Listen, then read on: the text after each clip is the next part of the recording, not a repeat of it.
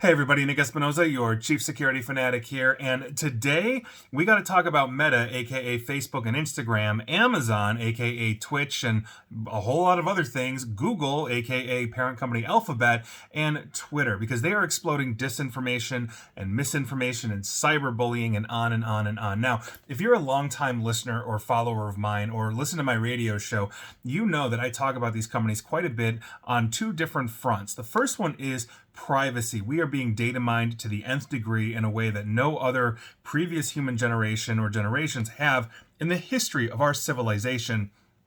And we are seeing some deleterious consequences on that. But the other side of that is we are seeing an explosion in misinformation and disinformation leveraging these free platforms like the Facebooks of the world. And we see what happens when trust breaks down in a society.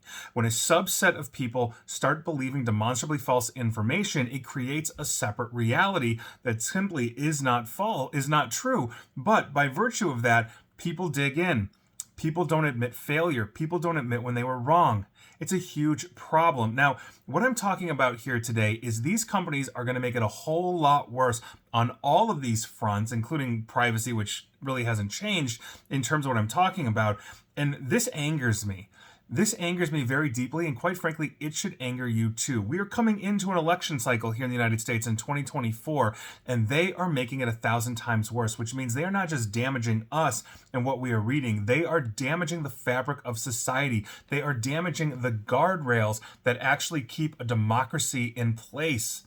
And so this is a huge, huge problem. Now, here's what's going on. Towards the end of 2022, this is again according to CNBC, but this is beyond important. And basically, at the end of 2022, engineers on Meta's team that were combating misinformation were ready to debut a very critical fact-checking tool that had taken about 6 months or so to build. Now, this product would let third-party fact-checkers like the Associated Press and Reuters, those are known good center fact-based publications, as well as credible experts, meaning experts in fields, add comments on top of questionable articles on Facebook as a way to essentially verify their trustworthiness. So if you're getting some crazy crackpot conspiracy page, it gives another reminder to say, hey, now that's not to say those people will listen. They think, okay, no, not at all. This is the fake news trying to dissuade me from what I believe and will not budge on that belief no matter what the evidence. But nevertheless, they're doing what they can to essentially do this, to combat this by releasing this fact-checking tool. But CEO Mark Zuckerberg's commitment to make 2023 the quote-unquote year of efficiency was the end of that effort, according to three people familiar with that matter talking to CNBC. Now, over multiple rounds of layoffs, basically Meta announced plans to eliminate roughly 21,000 jobs. It's a huge downsizing, and it had an outsized effect on the company's trust and safety work. Trust and safety is the name of the game here. Now, the fact-checking tool, which had initial buy-in from basically Meta executives, was still in testing early this year, and then completely dissolved, meaning we're not getting that extra check against misinformation. Not to mention they're cutting the people that are actually developing these things and driving the actual trust and safety that we are supposed to have on Facebook. And we'll talk about the other platforms. They're basically driving it away and they're cutting it down. Now, the cuts have seen they're coming at a time with increased cyberbullying that's been linked to higher rates of adolescent self-harm. I've talked about this. You can go read Jean Twenge's iGen. You can go read The Coddling of the American Mind by Jonathan Haidt. I've talked about all of this extensively.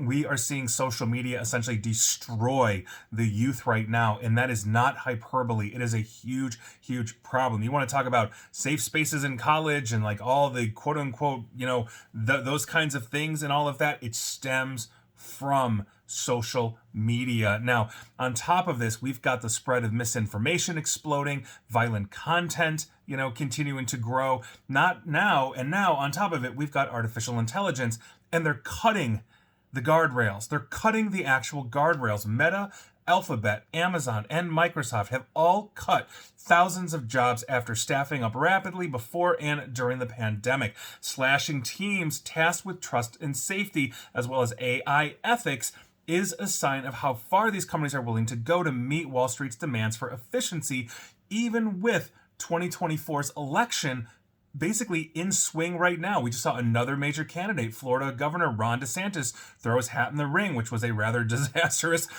Twitter launch, and I have a lot of thoughts on that, but okay. On top of this, we've got the online chaos that we are expecting as a result of this election cycle.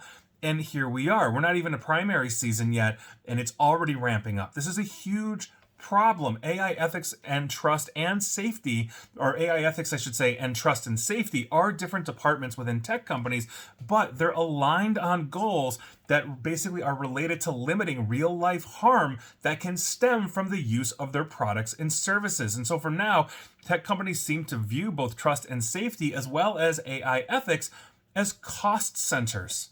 Cost centers. You're cutting literally the guardrails. Now, Twitter effectively disbanded its entire AI team, ethical AI team, in November and laid off all of them except for one, along with 15% of its trust and safety department. Twitter is where civility goes to die.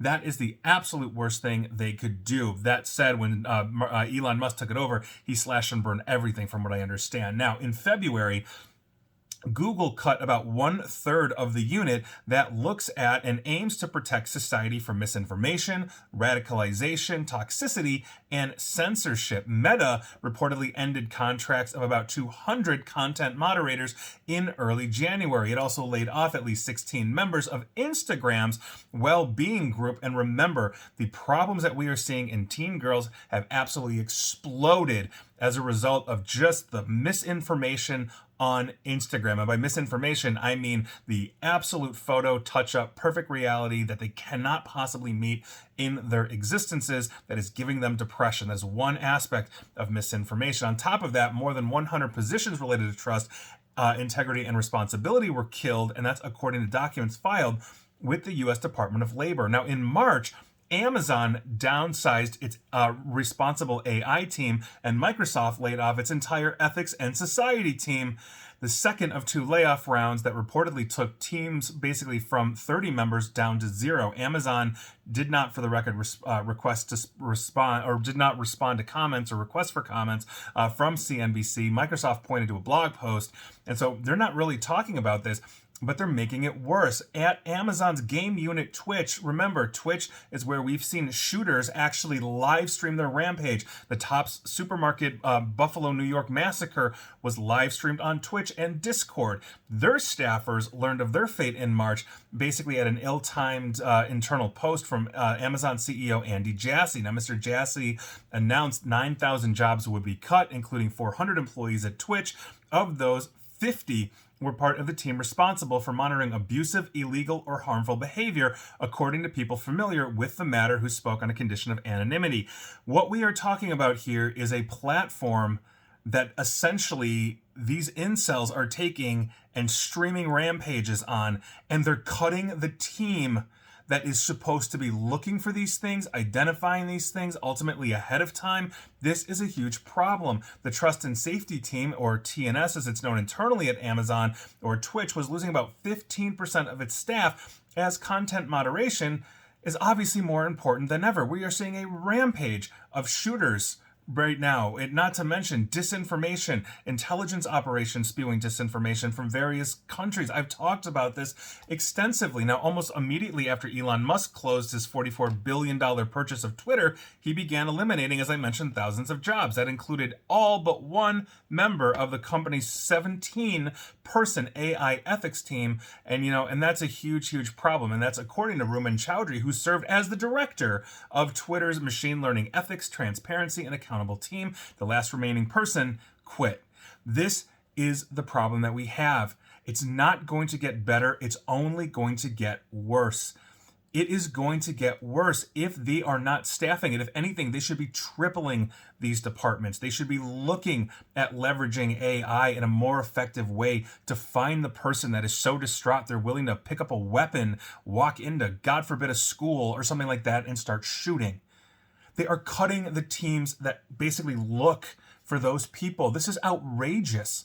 This is absolutely outrageous. They have a responsibility to society to make sure that if we are using their platforms, and I understand they're going to data mine us. I'm not talking about the privacy. They have a responsibility there too, but they have a responsibility to make sure that we are not harming ourselves and we are not harming others. And if you're thinking, well, I can think for myself and I can do for myself, sure, I'm not going to harm anybody else. I might get into arguments and stuff like that, but there's a lot of people that don't. And there's a lot of people that don't have scruples or don't have ethics. Think intelligence agencies. Do you think they care? You think we can sue them in court? You think that Facebook should stop looking for that kind of stuff when it was clearly just a wedge in society that just opened up a Grand Canyon-sized hole?